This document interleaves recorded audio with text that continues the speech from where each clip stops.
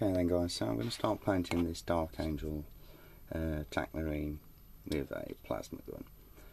I've built the model, scratched off the mould lines, and I have coated it in Vallejo polyurethane surface primer grey, light grey.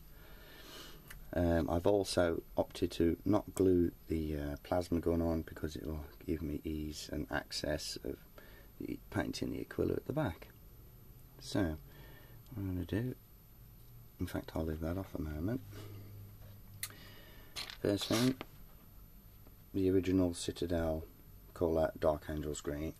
Always remember to shake the tub, guys. I'm just going to place a little bit of this in my palette, nothing too major. There we go. Incidentally, for the majority of this model I'll be using the Citadel fine detail brush.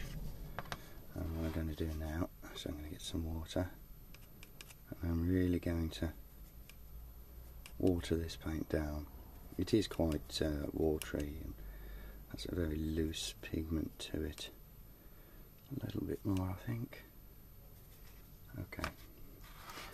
Now what I'm going to do now, obviously avoiding all the other areas, I'm just going to liberally wash the whole mini.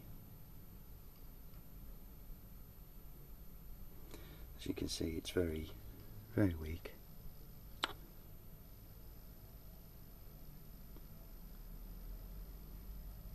But already you can probably imagine where and how the mould lines are going to show on this model. It's a really good way of doing hard edge highlighting, I find. It suits me down to the ground,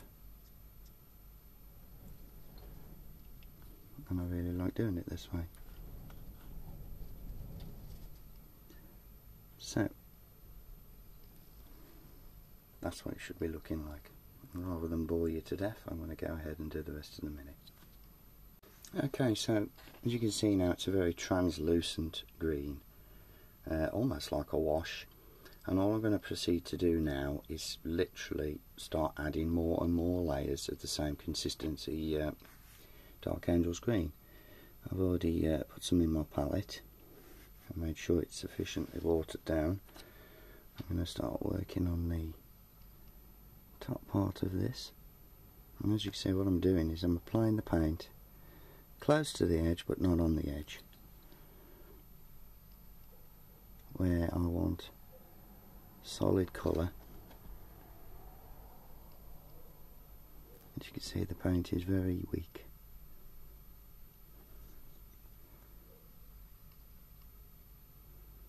Easy to put on when it's this runny. Hopefully you can see that forming on the top of that pauldron there. I generally just fill the inside of there with paint. Careful not to load your brush up too much. Same for on here. Can you see what's happening? How it just separates away from the edge of the model. I haven't gloss varnished it or anything, straight over the top of the primer. As I say, once again, all over this section, but just basically, let's put it where you can see it, guys. Not going right the way to the edge, because it's so runny, it will naturally move away from the edge of whatever it is you're painting.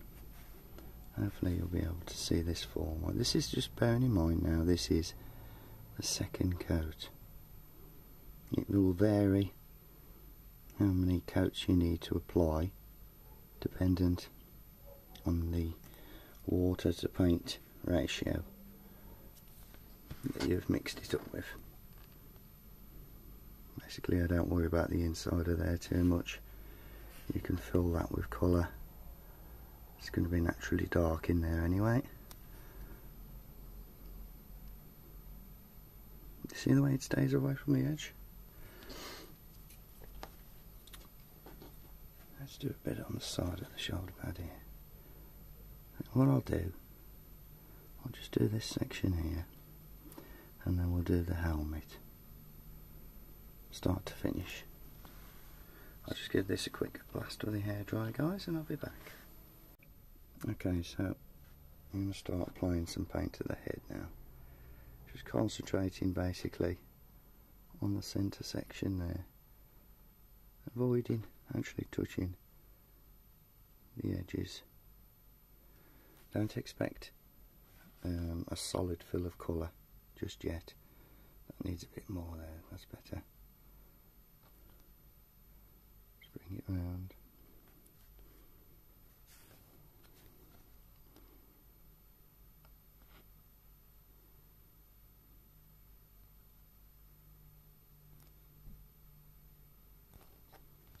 That's it.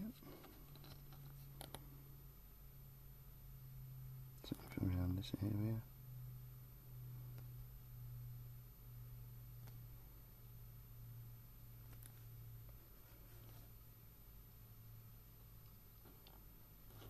And what we'll do is we'll do the back of the collar as well.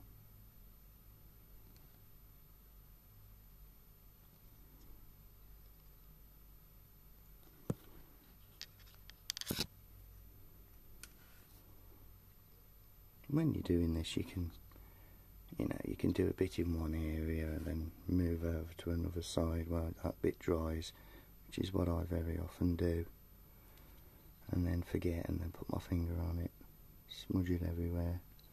Really irritating.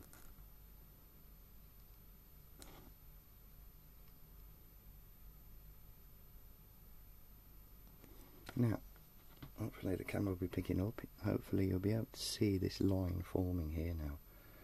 Can you see that? And all I'm doing is just adding really thin layers of the Dark Angel's green.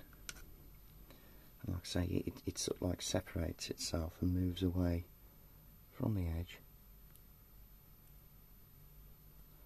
What I generally do, that will be painted, obviously a different colour later on, but it's easy to apply. As you can see, you've got a lovely hard edge highlighter around that forming now. Okay, that head looks a little bit drier now. Let's just make sure you don't, like I say, don't load your brush up too heavy, because too much paint dropping onto the model will make it harder for you to be neat. Just basically going around the helmet again, same procedure, a little bit on the top there.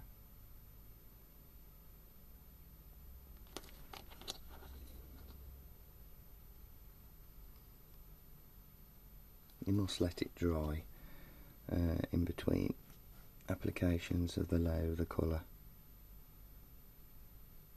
or else you will lose your effect.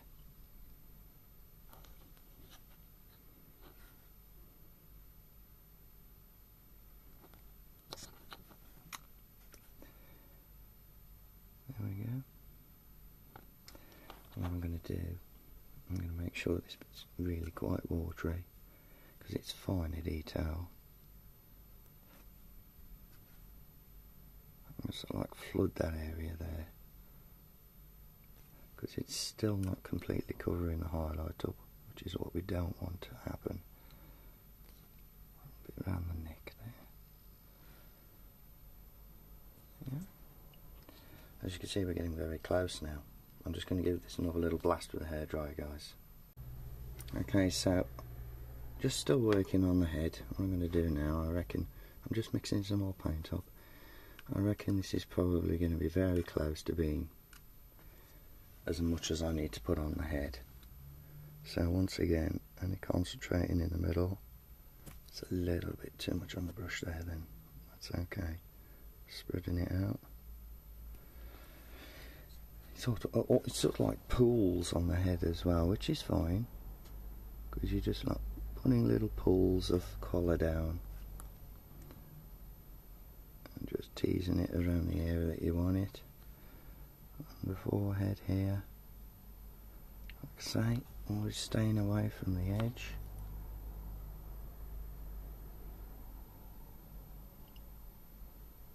around the side of the head there. Could do a little bit more in there. There's a little bit too much highlight on the nose area there. This might just take care of it. What I'm going to do is I'm going to pull this bit here. That's it. And around there. And not forgetting these side sections to the helmet.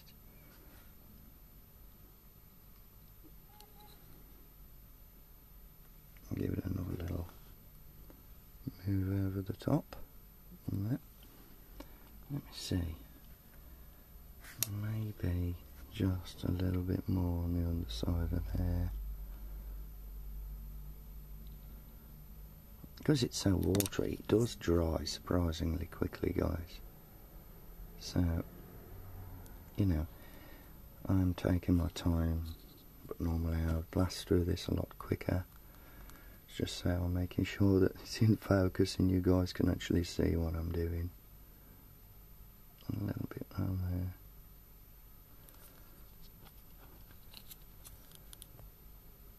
Yeah. Let's give that a little dry and see how it looks. Okay, so I've just dried the head, and as you can see now it's dried off. All those little pools of colour have formed a lovely smooth finish, and as I said before, it's shrunk away from the edges, and as you can see you've got a natural highlight showing now, just using one colour. And I'm really pleased with that. I like it a lot. So what I'm going to do now, I'm not going to do it on camera because you'll be just watching a very boring process.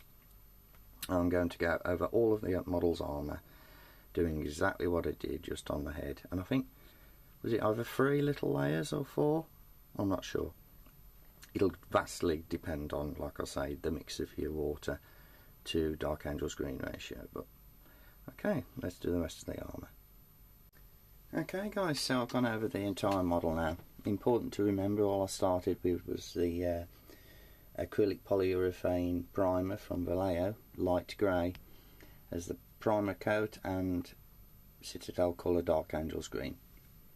Applied my several layers, but there's the effect, guys. That's the hard edge highlighting that I'm talking about.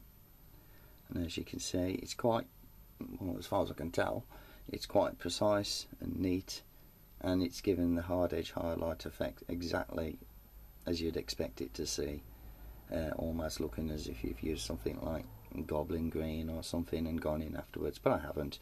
Just used that one colour, gone on in layers, keeping it watery, which keeps it away from the edges, which has worked really well, I think. So yeah, the next stage will be to start adding some of the other colours, I think, probably the metallics. So yeah, that's part 1. I'm breaking them up into just maybe 2-parters only because it's easier for upload purposes and so forth. But yeah, so don't forget to comment, rate and subscribe, guys, to follow this tutorial, and part 2 will be up soon. Cheers for watching.